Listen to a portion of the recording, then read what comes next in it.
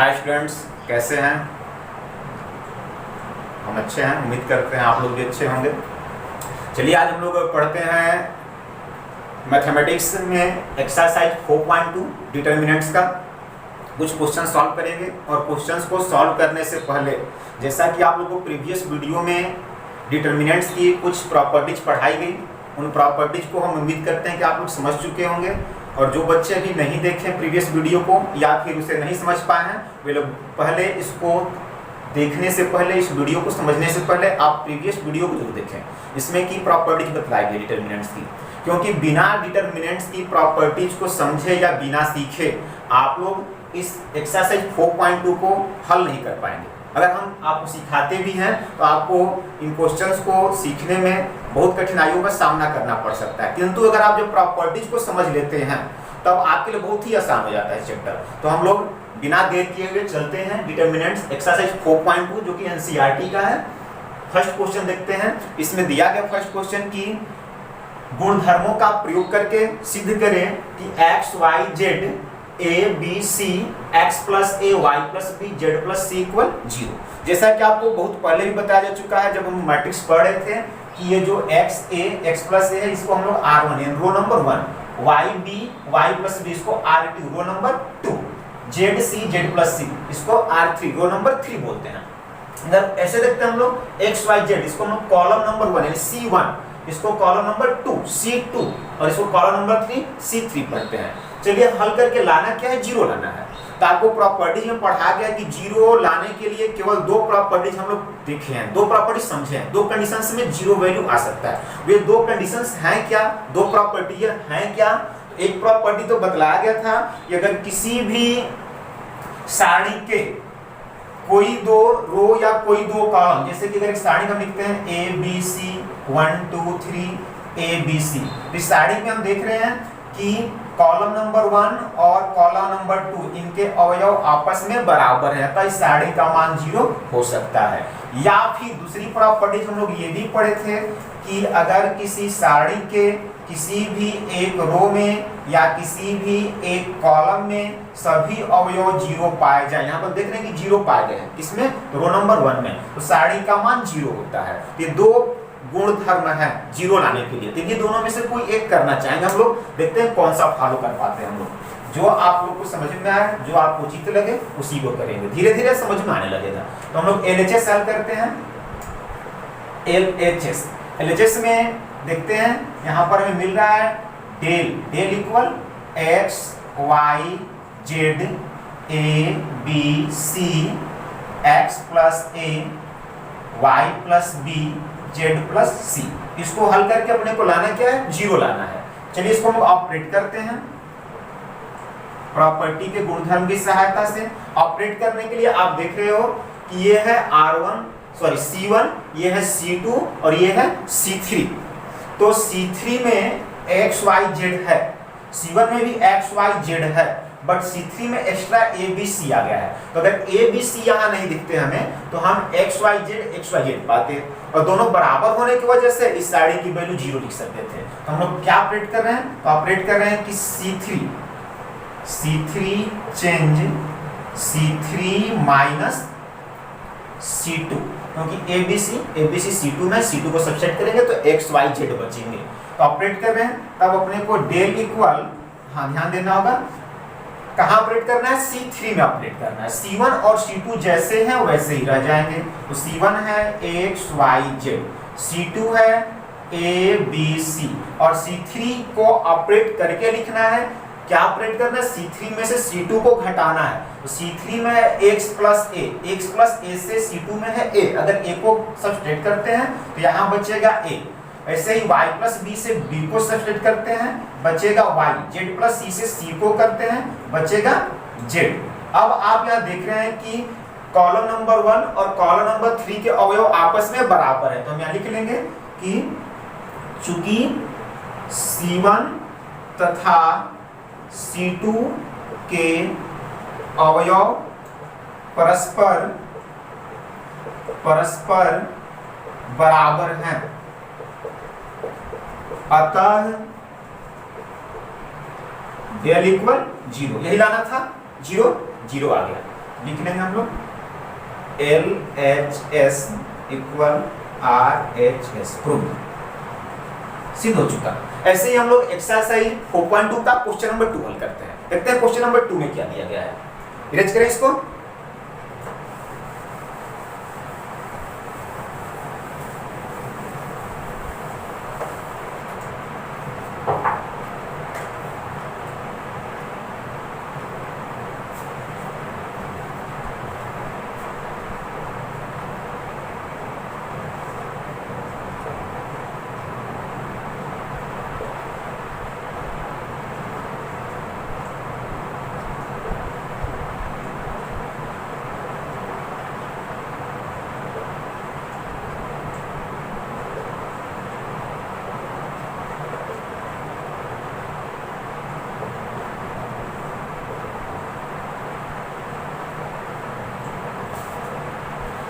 हाँ, देखते हैं हम लोग एक्सरसाइज 4.2 का क्वेश्चन नंबर 2।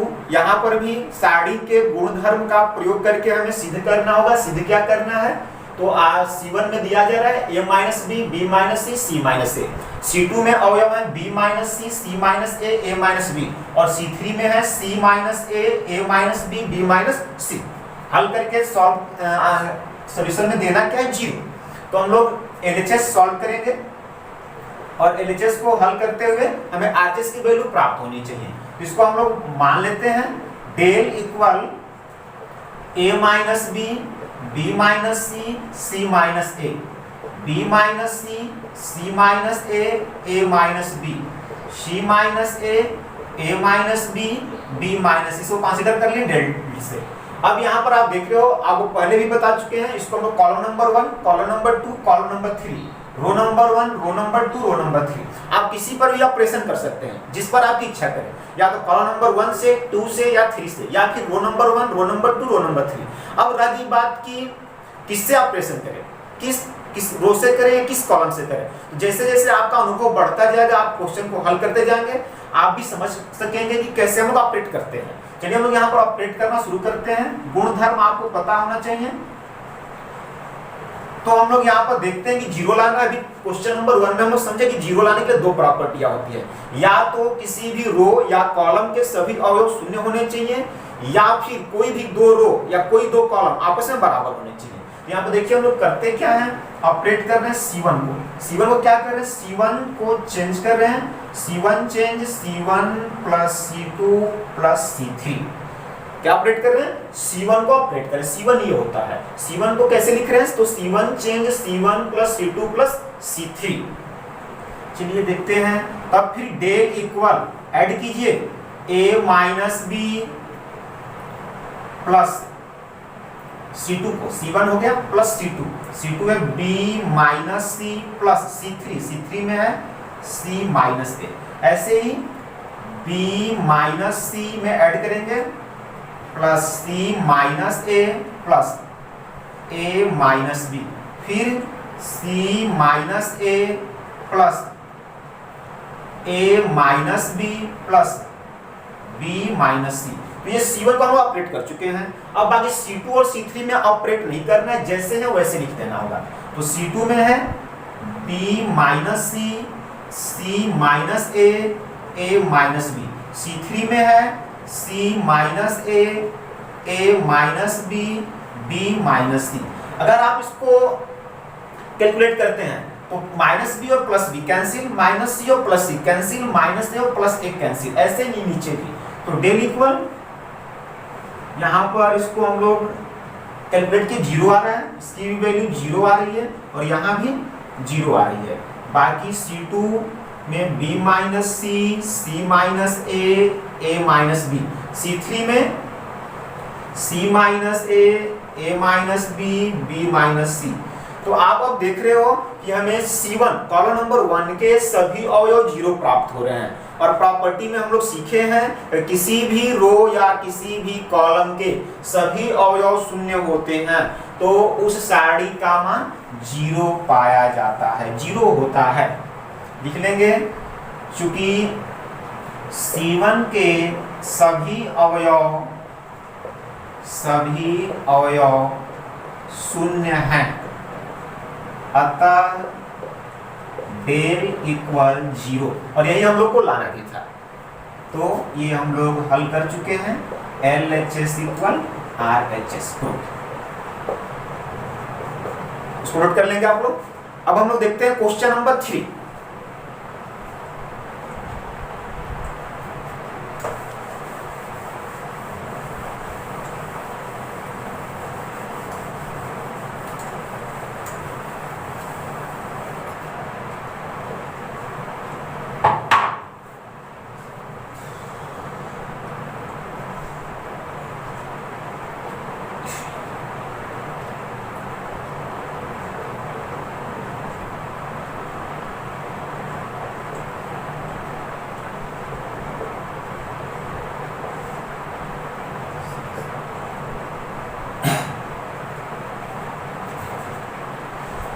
हाँ, क्वेश्चन नंबर 3 देखते हैं। क्वेश्चन नंबर 3 में दिया गया है यहाँ भी गुणधर्म का ही प्रयोग करना है और गुणधर्म का प्रयोग करके आपको हल करना है। दिया गया है अवयव C1 में 2, 3, 5, C2 में 7, 8, 9 और C3 में 65, 75, 86।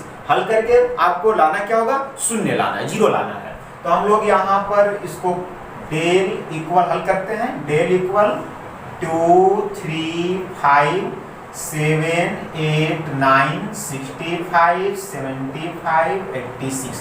क्यों डेल इक्वल ही ले रहे हैं? तो आपको हम प्रीवियस वीडियो में सिखाए हैं कि सारणी को 3 सिंबल से डिनोट करते हैं, या तो डेल से, या तो ADJA लिखते हैं, या फिर एक सिंबल आपको बताया गया था ऐसे लिखते हैं। इन तीनों में से कोई एक सिंबल लेते हैं। तो यहाँ पर हम लोग डेल सिंबल ले रहे हैं। अब यहाँ पर आपको देखना होगा कि 0 कैसे लाया जाए, क्या ऑपरेट किया जाए। तो ऑपरेट करते हैं। आप लोग सोचिए कि कैसे हम लोग ऑपरेट करें ताकि इसकी वैल्यू 0 आ जाए, क्योंकि 0 लाने के लिए आपको 2 ही प्रॉपर्टीज बतलाई गई है। फर्स्ट प्रॉपर्टी बतलाई गई है कि कोई भी 2 कॉलम या कोई 2 रो के सभी अवयव शून्य आने चाहिए, और दूसरी प्रॉपर्टी बतलाई गई है कि किसी भी एक कॉलम या किसी भी एक रो के सभी अवयव 0 हो जाए तब भी काम होता है, तब शून्य आ सकता है। देखते हैं यहाँ पर कैसे हम शून्य लाएंगे, जरा सोचिए। अच्छा, ठीक, दिक्कत आ रही है। धीरे धीरे आप लोग अन्य क्वेश्चंस को हल करेंगे, आगे बढ़ते जाएंगे तो आपकी बुद्धि विकसित होती जाएगी डिटरमिनेंट्स के फील्ड में, तो आप लोग बहुत आसानी से समझ पाएंगे। चलिए हम लोग यहाँ पर या तो सभी को, जैसे देखिए यहाँ पर 2, 3, 5 दिया गया, तो यहाँ पर कहीं और 2, 3, 5 आ जाना चाहिए, या कहीं और 7, 8, 9 आ जाना चाहिए, या कहीं और 65, 75, 86 आ जाना चाहिए। तो हम यहाँ पर ऑपरेट करेंगे C2 को। कैसे ऑपरेट करें? C2 change 9C2 plus C1। C2 कैसे चेंज करें? C2 change 9C2 plus C1। देखिए इससे क्या प्राप्त होगा हमें? तो डेल इक्वल ऑपरेट किसको करना है? C2 को ऑपरेट करना है। C2 कौन है? ये है। तो C1 को ऑपरेट नहीं करना, C1 जैसे है वैसे लिख लेंगे। C2 को ऑपरेट करना है। C2 को ऑपरेट क्या करना है? तो 9 इंटू C2, यानी कि C2 में 9 से मल्टीप्लाई करना है, और जो वैल्यू प्राप्त होगी उसमें C1 को ऐड करना है। तो चलिए देखते हैं। C2 है कितना? 7। 7 में 9 से मल्टीप्लिकेशन करेंगे तो 9 इंटू 7 आगे कितना? 63 प्लस C1 को ऐड करना है। C1 कितना है? 2। 63 प्लस 2 हो जाएगा 65। तो यहाँ पर लिख लेते हैं 65। ऐसे नेक्स्ट बढ़ते हैं C2 के अंतर्गत ही। तो अगला अवयव है 8। यहाँ भी फिर क्या करेंगे? 9 इंटू C2 यानी 9 इंटू 8। तो 9 में 8 से मल्टीप्लिकेशन करेंगे, कितना आ जाएगा? 73। ठीक, अब इसमें प्लस C1 कितना है? सॉरी 72 प्लस यहाँ पर करना क्या है? 9C2 प्लस C1 कितना है? 3। तो 3, 2, 5, 7, 75 आ गया। फिर नेक्स्ट बढ़ते हैं, यहाँ पर नेक्स्ट अवयव 9 है। तो 9C2 यानी कि 9 इंटू 9। तो 9 में 9 से मल्टीप्लिकेशन करेंगे, 9 में 9 से 81 प्लस करना है C1 कितना है? 5 है। 81 प्लस 5 कितना होगा? 86। तो 86 करते हैं। अब इन सभी अवयवों को यानी कि 65, 75, 86 कैलकुलेट करने पर आया। तो 65 हो गया, यहाँ पर हम लिख लेंगे 75 यहाँ लिख लेंगे 86। फिर अब हम लोग चलते हैं C3 में। तो C3 को ऑपरेट नहीं करना, ऑपरेट किसको करना था? C2 को। तो C1 को ऑपरेट नहीं करना था, C1 ज्यों का त्यों लिखा गया, C2 को ऑपरेट करके लिखा गया। अब C3 लिखते हैं। C3 है 65, 75, 86। आपको देखने को मिल रहा है कि C2 और C3 के अवयव आपस में बराबर है। तो लिख सकते हैं चूंकि C2 तथा C3 के सभी अवयव आपस में बराबर हैं, अतः डेल इक्वल 0। जी, कौन कैसे 0 हो गया? तो प्रॉपर्टी, डिटरमिनेंट्स की एक अपनी प्रॉपर्टी होती है। तो डेल इक्वल 0, डेल इक्वल 0 प्राप्त हुआ और यही हमको प्राप्त करना भी था। लिख सकते हैं LHS इक्वल RHS, सिद्ध हुआ। नेक्स्ट हम लोग क्वेश्चन नंबर 4 समझते हैं। ये रफ वर्क है, नोट कर लीजिएगा।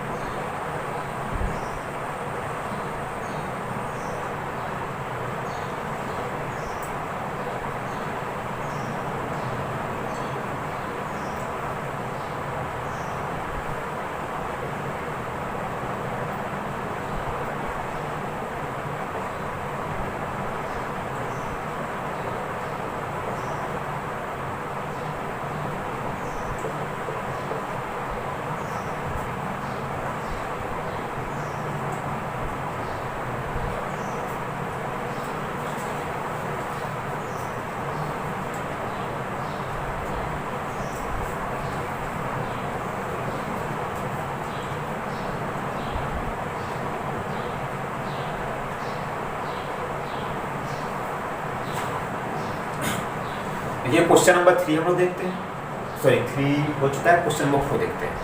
क्वेश्चन नंबर 4 है 1 1 1, यानी कॉलम नंबर 1 में दिया गया है 1 1 1।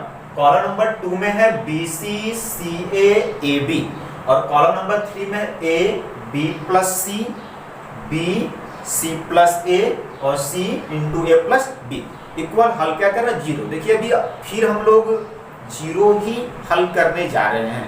इससे पहले हम क्वेश्चन नंबर 1 2 और 3 में जी हाँ सही बोल रहे हैं 0 ला करके दिखा दिया है। बहुत अच्छा, 0 लाएंगे। देखते हैं क्या करना होगा। धैर्य रखिए, पेशेंस रखिए, सब कुछ समझ में आएगा। जी क्वेश्चन नंबर 4 देखते हैं। तो यहाँ पर हम लोग को ऑपरेट क्या करना है? सबसे पहले LHS को हल करेंगे, RHS आना चाहिए। LHS देखते हैं जी। LHS में इसको हम साड़ी को del equal column number 1 1 1 1, column number 2 BC CA AB, column number 3 देखिए यहाँ पर A इंटू ब्रैकेट में B प्लस C। तो अगर A का इस ब्रैकेट में गुना करते हैं तो A का B से मल्टीप्लिकेशन AB और A का C से प्लस AC। फिर नेक्स्ट में ऐसे ही B का C से BC प्लस B का A से AB, C का A से AC प्लस C का B से BC। डेल इक्वल इतना प्राप्त हुआ। यहाँ पर हम लिखते हैं ऑपरेट करना होगा, 0 लाना है। 0 लाने के लिए 2 ही गुणधर्म है, या तो किन्हीं 2 कॉलम के अवयव आपस में बराबर हो जाएं या किसी भी रो में या किसी कॉलम में सभी अवयव शून्य हो जाएं। देखिए हम लोग ऑपरेट करना शुरू करते हैं। हाँ सही बोल रहे हैं आप जी, समझ में आ रहा है? ठीक है, ऑपरेट करते हैं। क्या ऑपरेट करते हैं? यहाँ पर C1 है, C2 है, C3 है। तो यहाँ पर हम चेंज करेंगे C3 को। देखिए पीछे सवाल है, C3 को करते हैं। C3 को क्या करेंगे? C3 change. कैसे चेंज करेंगे? C3 change C3 plus C2। यानी कि ऑपरेट किसको करना है, C3 को, C1 और C2 को ऑपरेट नहीं करना है। तब हम लोग डेल इक्वल लिखते हैं 1 1 1, क्योंकि C1 को ऑपरेट नहीं करना है, C2 को भी ऑपरेट नहीं करना है, BC CA AB C3 को ऑपरेट करना है। कैसे ऑपरेट करना है, तो इसको जोड़ना है। चलिए जोड़ते हैं, C3 में C2 को जोड़ना है, तो AB plus AC AB plus AC plus C2 से है BC। ऐसे नेक्स्ट में BC plus AB plus CA। फिर नेक्स्ट में AC plus BC plus C2 में है प्लस AB। यहाँ पर आप देख रहे हैं कि C3 में AB plus BC plus CA, यहाँ पर भी AB plus BC plus CA, यहाँ पर भी AB plus BC plus CA, तीनों में AB plus BC plus CA है। इसको हम लोग कॉमन ले लेंगे, लिखते हैं C3 से AB plus BC plus CA common means उभयनिष्ठ होगा, कॉमन लेने पर तो कॉमन करते हैं, तब del equal AB plus BC plus CA। बाकी देखिए कहां से उभयनिष्ठ लिया गया है, C3 से लिया गया है, तो C1 और C2 पर कोई इफेक्ट नहीं पड़ेगा, C3 पर ही इसका इफेक्ट पड़ना चाहिए। तो C1 जैसे है 1 1 1, C2 जैसे है वैसे ही रहेगा BC CA AB, but C3 में से कॉमन लिया गया है, तो AB BC CA यही था, तो उसमें से इतना निकल गया, तो बचेगा कितना 1। कॉमन लेने का मतलब, उभयनिष्ठ करने का मतलब क्या होता है, तो जितना उभयनिष्ठ किया गया है उसी से इसको भाग करना है। तो हम लोग इसको इसी से भाग करेंगे। से मान लो कहीं पर A प्लस B है और इसे A plus B he common लिया जाए, यानी कि A प्लस B से भाग दिया जा रहा है, कितना आएगा 1। तो वैसे यहाँ पर 1, यहाँ भी 1 और यहाँ भी 1। तो आप देख रहे हो कि C1 और C3 यानी कॉलम नंबर 1 और कॉलम नंबर 3 के अवयव आपस में समान है, अतः डेल इक्वल क्या लिखना होगा, जी 0 आएगा। चूंकि C1 और C2 नहीं, C1 और C3 समान हैं, इसलिए del equal 0, LHS equal RHS true. जी नोट कर लेंगे। इसके बाद हम लोग क्वेश्चन नंबर 5 देखते हैं।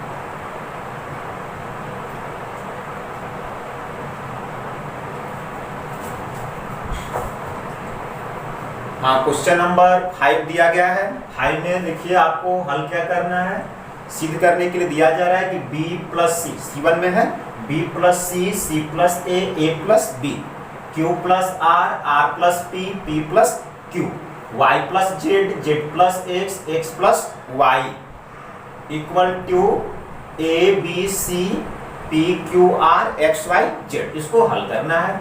हम लोग LHS हल करेंगे, RHS आना चाहिए। LHS हल करते हैं। LHS में ऑपरेट करेंगे।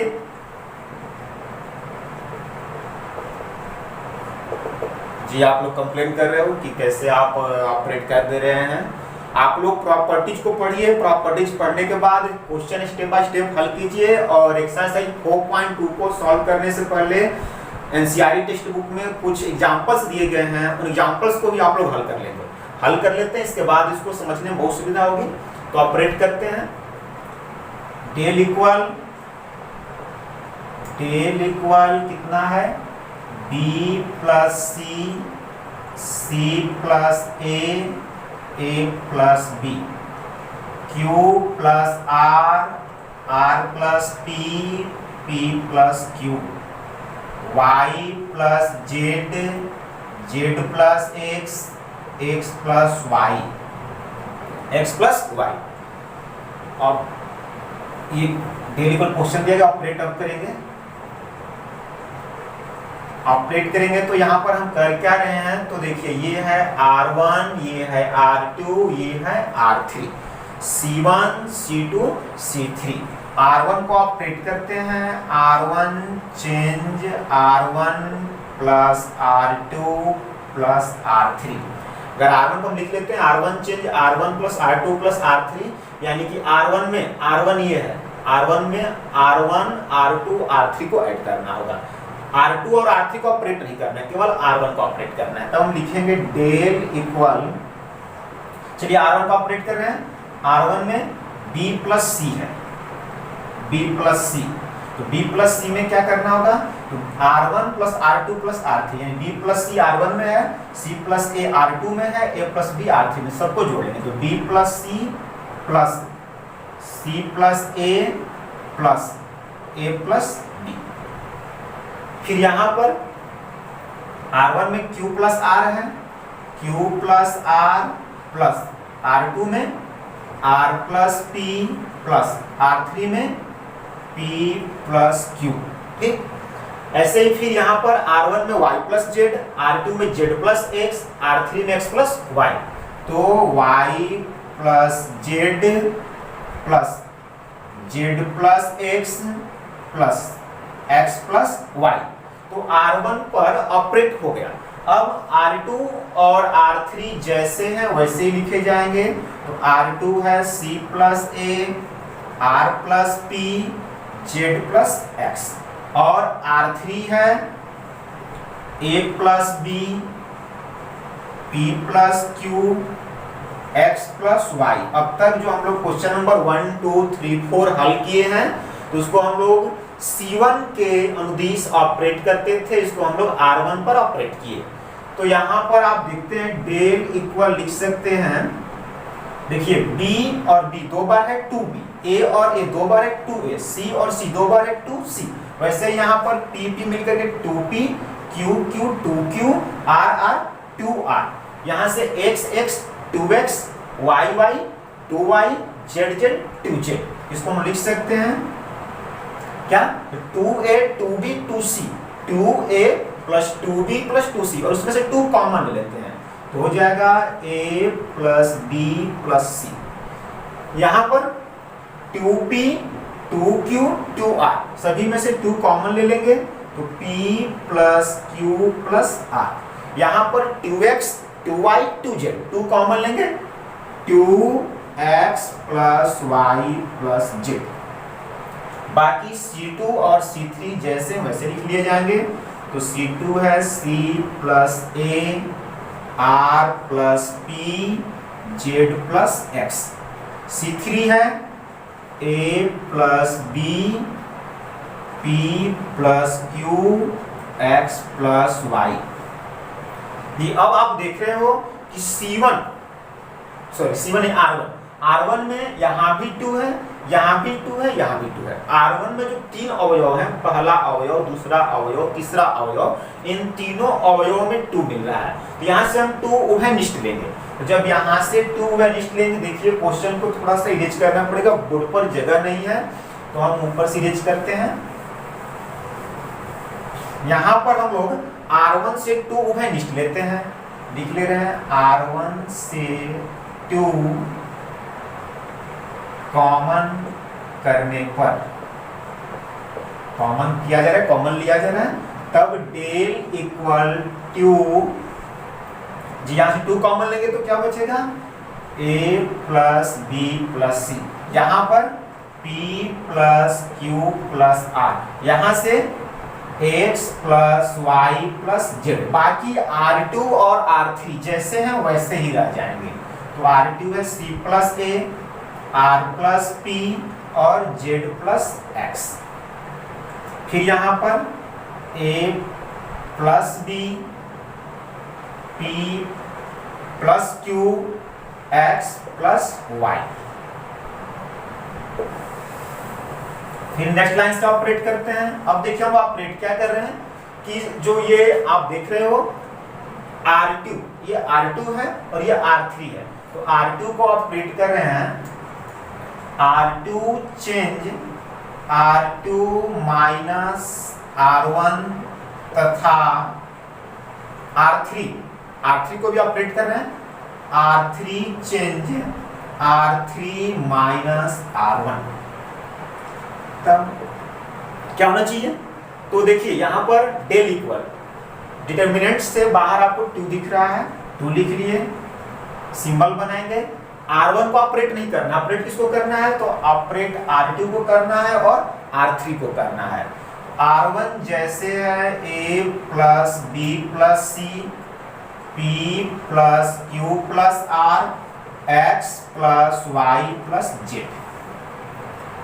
ऑपरेट करना है R2 को, तो R2 को कैसे ऑपरेट करना है, R2 minus R1, R2 minus R1। तो R2 में से R1 को घटाएंगे, R2 है C प्लस A, तो अगर आप C प्लस A में से घटाते हैं किसको, R1 को, A plus B plus C, A plus B plus C। अब इसको सब्स्टिट्यूट करते हैं तो C plus A minus A minus B minus C, A से A कैंसिल, C से C कैंसिल, बचेगा कितना, माइनस B। वैसे ही अगर R प्लस P से P plus Q minus R को सब्स्टिट्यूट करते हैं तो R minus R, P minus P, बचेगा कितना, माइनस Q। और यहाँ से Z minus Z cancel, X minus X cancel, minus Y। फिर हम लोग R1 को जैसे था वैसे लिखे, R2 को ऑपरेट करके लिखे, R3 को अब ऑपरेट करते हैं। R3 को क्या ऑपरेट करना है, तो R3 माइनस R1, R3 में से R1 को सब्ट्रैक्ट करना है।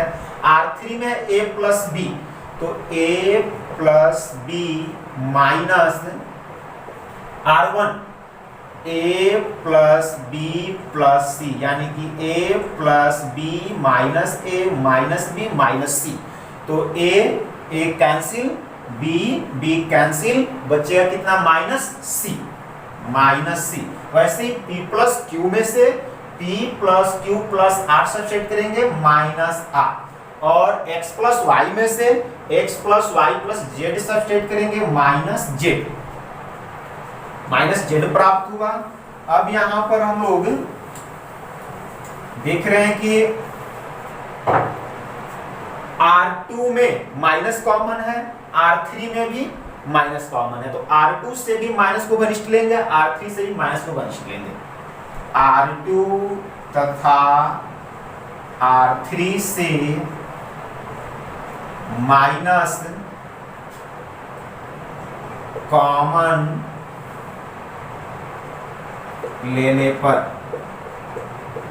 कितने माइनस निकलेंगे, तो एक माइनस इसमें से, दूसरा माइनस यहां से, तो डेल इक्वल माइनस माइनस 2। देखिए 2 पहले से है, एक माइनस R2 से, एक माइनस R3 से। अब कितना बच जाएगा, तो A plus B plus C, P plus Q plus R, X plus Y plus Z दिए थे, माइनस नहीं लेंगे, प्लस लेंगे, क्योंकि माइनस कॉमन लिया गया है। तो माइनस जब कॉमन लिया गया तो यहाँ पर क्या होंगे, प्लस, मिस्टेक हो गया था। तो डेल इक्वल टू लेते हैं तो माइनस माइनस प्लस हुआ, प्लस 2। अब यहाँ पर a plus B plus C, a plus B plus C, p plus q plus r, यहाँ से x plus Y plus Z, b q और y c r z। अब देखिए सिद्ध हमको क्या करना था, तो जो सिद्ध करना था आदेश में था 2 था, यहाँ b c है, यहाँ q r है, यहाँ y z है, केवल यहाँ पर a आना चाहिए, यहाँ p आना चाहिए, यहाँ x आना चाहिए। अगर ऐसा हो जाता है तो हम सिद्ध कर चुके हैं। यहाँ पर a लाने के लिए b और c को हटाना होगा, यहाँ से q और r नहीं होने चाहिए, यहाँ y और z नहीं होने चाहिए। इसको हटाने के लिए हम देख रहे हैं b और c को हटाने के लिए यहाँ से यानी कि r1 से R2 और R3 को सब्सट्रैक्ट करना होगा। तो हम लोग यहाँ पर ऑपरेट कर रहे हैं, R1 को ऑपरेट करना है, क्योंकि R2 और R3 के जो मान आने चाहिए वे आ चुके हैं। तो R1 को ऑपरेट कर रहे हैं, R1 चेंज R1 में से क्या करना है, R2 और R3 को घटा देना है, माइनस R2 माइनस R3। इसको हम लोग जब ऑपरेट करेंगे तब डेल इक्वल 2 पहले से है। चलिए ऑपरेट करने R1 में, R1 है a plus B plus C, a plus B plus C, minus R2 का मान है b, माइनस R3 है c, तो c कैंसिल, b कैंसिल, कितना होगा a। वैसे ही यहाँ पर p plus q plus r, R1 है p plus q plus r, इसमें से सब्सट्रैक्ट करना है किसको, R2 और R3 को। तो R2 है माइनस q और R3 है R, minus R minus Q cancel, बच गया P। फिर यहाँ पर R1 है x y z, R2 में है y, R3 में z, तो x plus y plus z से सब्सट्रैक्ट करेंगे R2 R3 को, तो यहाँ पर बचेगा y से y कैंसिल, z से z कैंसिल, x। बाकी R2 और R3 को ऑपरेट नहीं करना है, जैसे हैं वैसे लिख डालना है। तो B Q Y C R Z, और हम लोग को यही सिद्ध करना था, तो हम लोग को प्राप्त हो गया इक्वल RHS, यानी कि LHS इक्वल RHS प्रूव हो चुका है। आप लोग इसको नोट कर लेंगे क्वेश्चन को, फिर हम लोग नेक्स्ट क्वेश्चन को नेक्स्ट वीडियो में देखेंगे। वीडियो देखने के लिए धन्यवाद।